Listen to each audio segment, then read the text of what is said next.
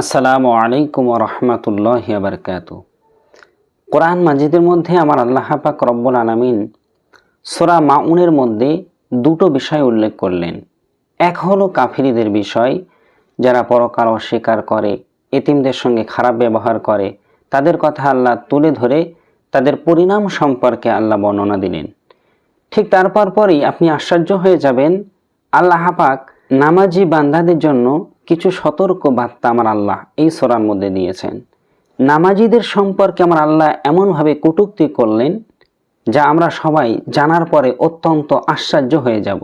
যে কাফেরদের বিষয়ে আল্লাহ বলেছেন এ কথা তো ঠিকই আছে, কিন্তু আল্লাহ পাক রব্বুল আলামিন নামাজিদের সম্পর্কে কেন বললেন? তো চলেন কোন নামাজি সম্পর্কে আমার আল্লাহ কটূক্তি করলেন, তাদেরকে ভৎসনা করলেন, আমরা একটু সূরা মাউন থেকে জানার চেষ্টা করি। আমার আল্লাহ পাক রব্বুল আলামিন সূরা মাউনের শুরুতেই বলছেন, আরাআইতাল্লাযী ইউকাযযিবু বিদ্দিন। হে নবী, তুমি কি তাকে দেখেছো যে কর্মফল দিবসকে, বিচার দিবসকে মিথ্যা বলে প্রতিপন্ন করে? সে বলে এই বিচারের দিন বলে কোনো দিন নেই।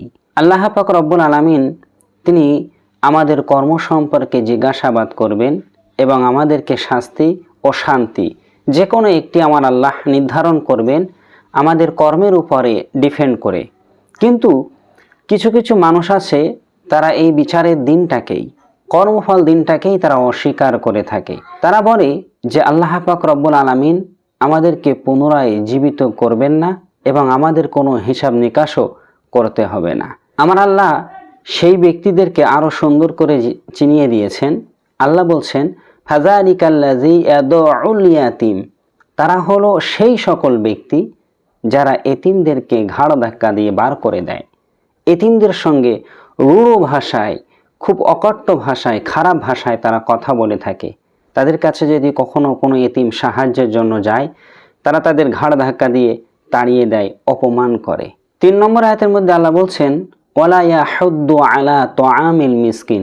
এবং ওই সকল ব্যক্তিরা কখনো মিসকিন ব্যক্তি, যারা অভাবগ্রস্ত ব্যক্তিদেরকে খাদ্য প্রদানে কখনো অন্য কোনো মানুষকে তারা উৎসাহ দান করে না। নিজেরা তো খাওয়াবেই না, এবং এতিমদেরকে যে খাওয়াতে হয়, গরিবদেরকে সাহায্য করার জন্য তারা কখনো অন্য কোনো মানুষদেরকে উৎসাহিত করে থাকে না। এদের পরিচয় আমার আল্লাহ কোরআন মাজিদের মধ্যে তুলে ধরলেন যে এই সমস্ত ব্যক্তিরাই বিচারের দিনটাকে অস্বীকার করে থাকে। কিন্তু আশ্চর্যের বিষয় হলো, ঠিক এর পরে আলোচনা আমার আল্লাহ পাক রব্বুল আলামিন তার নামাজি বান্দাদের সম্পর্কে করলেন, কাফেরদের সম্পর্কে নাই। যারা আমাদের মতো মাথায় টুপি, গায়ে জুব্বা জামা, 5 ওয়াক্ত নামাজ কালাম পড়ে, এমন ব্যক্তিদের সম্পর্কে আমার আল্লাহ বলছেন, ফাওয়াইলুল লিল মুসাল্লিন। পরিতাপ সেই সকল নামাজিদের জন্য, আল্লাযীনা হুম আন সালাতিহিম সাহুন।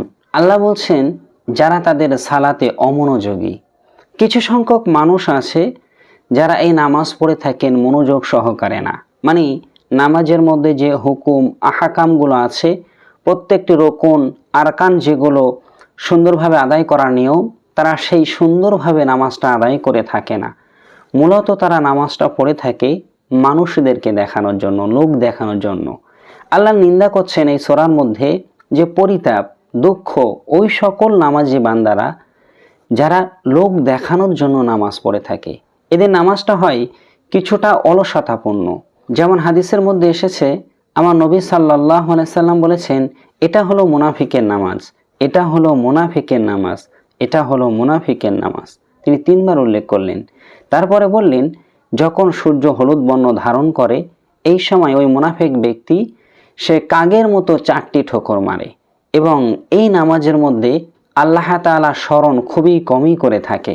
তো যারা এরকম নামাজের বিষয়ে খুবই গাফেল ব্যক্তি, অমনোযোগী ব্যক্তি, আল্লাহ তাদের কথা উল্লেখ করলেন যে তার মনের উদ্দেশ্য এটা না যে আল্লাহকে সন্তুষ্ট করার জন্য আমি নামাজ পড়ছি, মূলত লোক দেখানোর জন্য, লোকে আমাকে নামাজি বলবে, আমাকে বাহবা দেবে, ভালো বলবে, এই উদ্দেশ্যে কিছু সংখ্যক দুনিয়ার মানুষ তারা নামাজ কালাম ইবাদত উপাসনা করে থাকেন।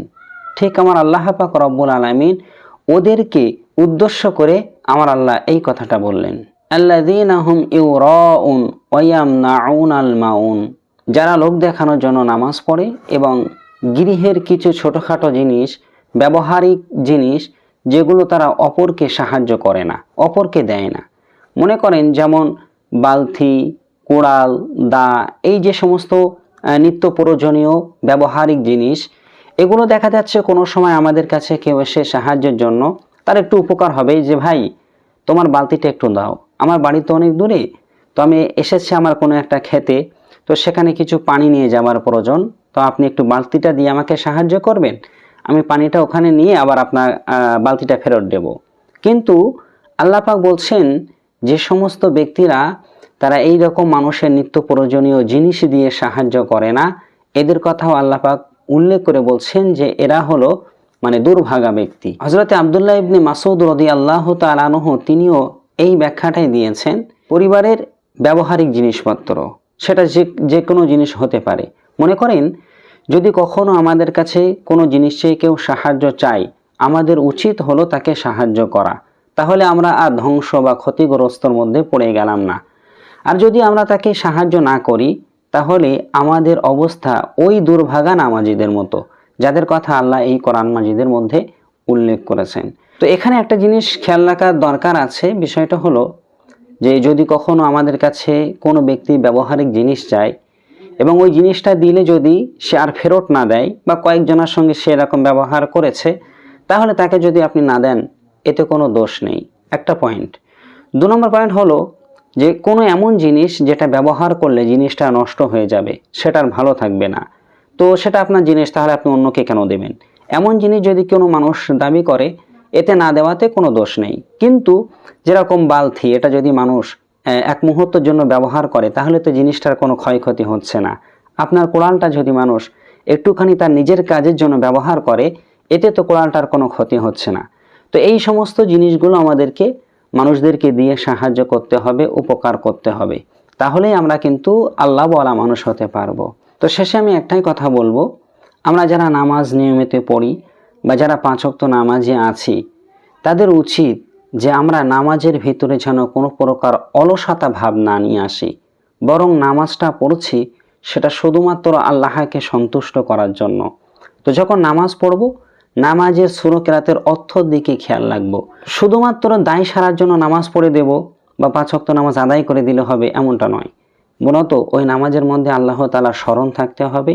প্রত্যেকটা রকম আপনি সহিভাবে আদায় করার চেষ্টা করবেন। রুকুতে সেজদায় গিয়ে চুরি করার চেষ্টা করবেন না। উত্তমভাবে নামাজটা সম্পূর্ণ করার চেষ্টা করব আমরা সবাই। ইনশাআল্লাহ আমরা সবাই আল্লাহর মনোনীত এবং আমাদের নামাজগুলো আল্লাহর দরবারে কবুল হবার যোগ্য বলে আমরা মনে করতে পারি। কিন্তু যদি এর বিপরীত হয়, তাহলে এই নামাজটা পড়া আর না পড়ার সমান পর্যায়ে চলে যাবে।